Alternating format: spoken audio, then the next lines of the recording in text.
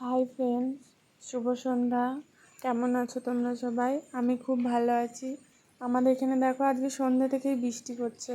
আর কোথায় কোথায় বৃষ্টি হচ্ছে একটু বলো। তাই জন্য বৃষ্টি পড়ছে, ওয়েদারটাও ভালো, বেশ মনটাও ভালো লাগছে না। মনে হচ্ছে বৃষ্টি পড়লে মনে হয় না কী খাবো কী খাবো।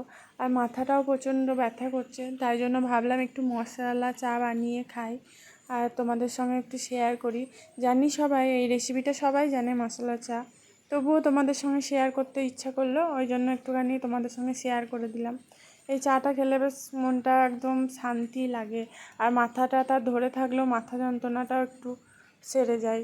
তো আমার খুব ভালো লাগে। কার কার মশলা চা খেতে ভালো লাগে দেখো, বলো।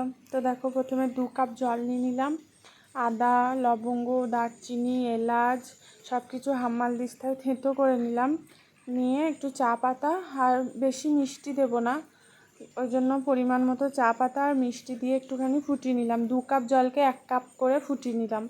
তারপরে 1 কাপ দুধ দিয়ে দিলাম। নিয়ে দুধটা দিয়ে একদম লো ফ্লেমে ফুটাতে দেবো অনেকক্ষণ।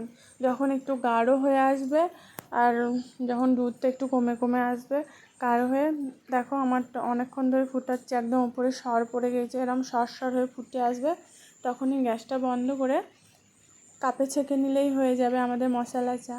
দারুণ হয়েছিল চাটা খেতে। তোমরা সবাই বাড়িতে বানিয়ে খেও। তো চলো, বাই, আজকের মতো টাটা।